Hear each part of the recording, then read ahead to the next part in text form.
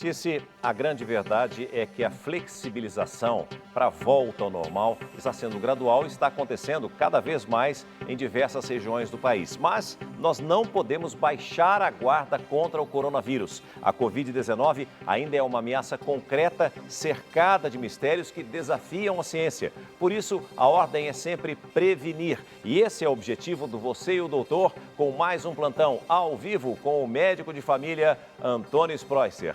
Bom dia, doutor.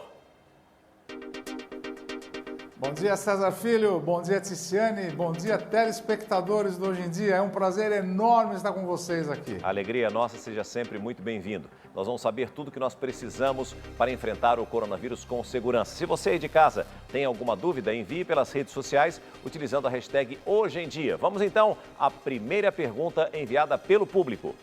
Eu sou a Carol de São Paulo, capital. Doutor, um grupo de cientistas e médicos americanos assinaram um documento orientando que apenas os jovens voltem às atividades normais e que os idosos fiquem protegidos em casa.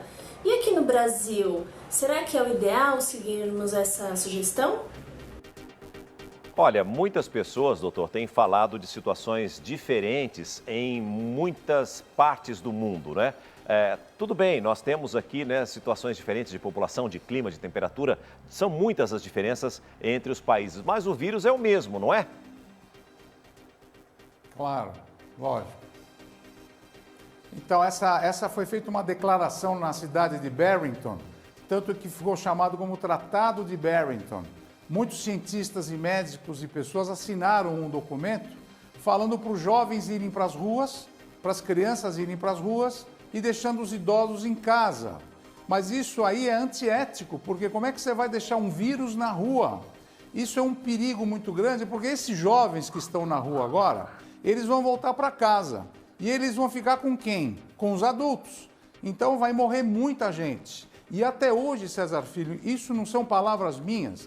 A Organização Mundial de Saúde fala que não existe até hoje nenhum surto viral em que seja combatido com essa liberdade de flexibilização, chamada imunidade de rebanho. A imunidade de rebanho é importante, mas o risco de mortalidade, vão morrer milhões de pessoas se isso acontecer. Então é como você acabou de falar, bom senso é a arma da nossa vida. Distanciamento, máscara, lavagem das mãos, até a vacina estar comercializada entre todos nós. E apenas complementando o que o senhor está dizendo, doutor, na Europa, em muitos países, nessa segunda onda do coronavírus, a maior parte afetada foi justamente os jovens, não é? Exatamente, exatamente. Agora, doutor, tem mais dúvidas para você, vamos ver. Bom dia, doutor. Eu gostaria de saber quantas máscaras devo enviar para minha filha no colégio e onde ela fica mais segura sem a máscara. Obrigada. Ótima pergunta, viu, doutor? Que a Rafinha está começando a voltar às aulas, né, aos poucos. Vai começar realmente amanhã. Então, geralmente o que a gente aconselha, como o período escolar é muito curto, as aulas estão muito curtas, né? Então a gente aconselha a criança ou o adolescente ir com uma máscara no caminho, usar uma outra máscara na escola e voltar para casa com uma outra máscara. Caso a escola tenha um período maior de aula, então o aconselhamento é a cada 2 horas trocar de máscara. E a pergunta da nossa telespectadora, aonde que a filha pode tirar a máscara e ficar sem? A resposta é, o ideal é não tirar a máscara. Mas caso tire, somente ao ar livre e sem ficar abraçando as coleguinhas e coleguinhas, né? Porque todo mundo quer se abraçar, ficar junto. Não tem jeito. Nós temos mais uma dúvida e vamos a ela. Bom dia, doutor. Meu nome é Érica, eu gostaria de saber se é seguro as crianças se alimentarem na escola e quais deverão ser os cuidados a serem tomados. Mais uma ótima pergunta, porque nós estamos tendo retorno presencial às aulas em muitas regiões do país. Como é que a criança deve se portar na hora da alimentação? Deve aceitar a merenda servida pela escola? Deve levar de casa? Quais são os cuidados necessários, doutor? Então, normalmente as escolas estão oferecendo a merenda. E essa merenda que eles estão oferecendo é com todos os protocolos de limpeza e asepsia. Não tem problema, pode comer. O grande problema é que os bebedouros das escolas estão fechados. Então a criança deve levar água e pode levar algum utensílio, mas toma cuidado para orientar seus filhos para não dividir esses utensílios, não dividir a água. E se for levar alimentação, uma fruta, algum sanduíche, não dividir isso, porque vou morder. Criança normalmente faz, né, César Filho? Morde um pedacinho, oferece para outra, e aí isso pode realmente passar o vírus. Então esses cuidados são muito importantes na não divisão dos utensílios e da água e do que for levar para a escola. São muitas as nossas dúvidas e nós temos mais uma que veio do público. Vamos a ela. Bom dia, doutor. Meu nome é Neia, de Guarulhos. Eu gostaria de saber por quanto tempo o coronavírus pode permanecer na nossa pele. Doutor Sproesser, quanto tempo o coronavírus fica na nossa pele? Então, César, foi feito um estudo no Japão recente e viu-se que o SARS-CoV-2 ele fica até 9 horas na pele humana.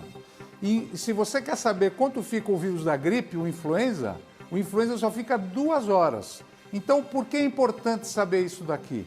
Se o influenza fica pouco tempo e o SARS-CoV fica mais tempo, é muito importante seguir distanciamento. Essa coisa, como vai você, que saudades, abraçar a pessoa, beijar. Então, se o corona está na pele, vai passar.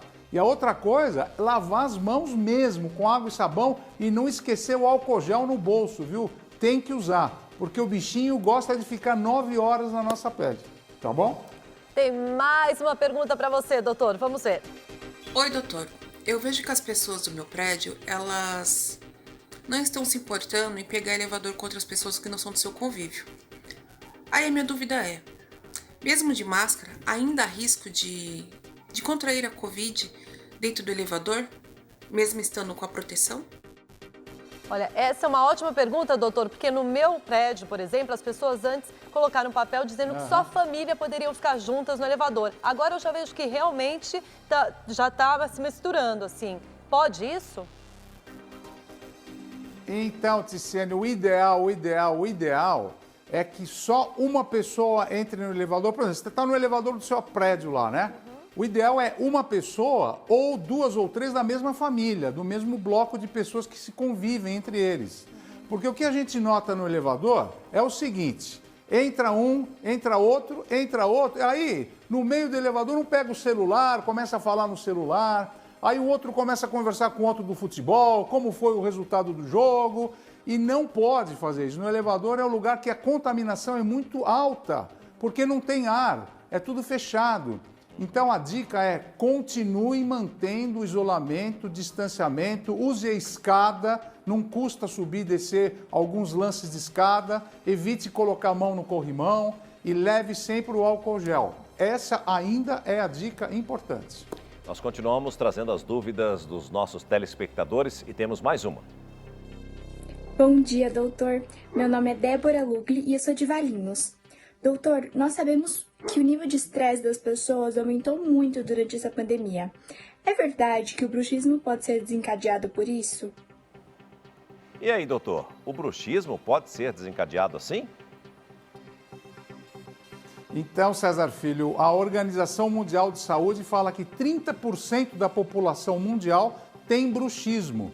E se vocês lembrarem, o bruxismo acontece em pessoas que têm muito estresse, depressão, ansiedade e vão resolver todo o problema de madrugada, né? Então vocês estão vendo agora a figura aí, toda essa musculatura quando contrai, essa contração é tão forte que ela é irradiada para a coluna cervical, para a cabeça. Então a pessoa tem dor de cabeça, dor no pescoço, dor em todos os dentes, inclusive fratura de dente. Tem pessoas que estão quebrando os dentes agora, pela situação atual de estresse. Então, qual é o tratamento? O tratamento é multidisciplinar. Fisioterapia, terapia, relaxamento muscular, acupuntura. Então, a pessoa tem que melhorar muito essa parte emocional e relaxar, senão vai quebrar tudo e vai passar muito mal. a atividade física também é importante, né, doutor Sproicer? Para que ajude a aliviar um pouco mais o Esqueci estresse, desse né? pequeno detalhe, César Porque Filho. mesmo que Obrigado seja uma pela caminhada, lembrança. mesmo que Atividade seja uma física. caminhada diária, já ajuda bastante. Querido professor doutor Antônio Sproicer, muitíssimo obrigado pela sua participação mais uma vez conosco. É sempre uma alegria, um prazer recebê-lo aqui no Hoje em Dia. Esperamos que em breve o senhor possa estar aqui no palco mais uma vez. Mas enquanto isso, nós vamos manter sempre o nosso plantão, Se Deus quiser. que volta na semana que vem ou a qualquer momento em edição extraordinária.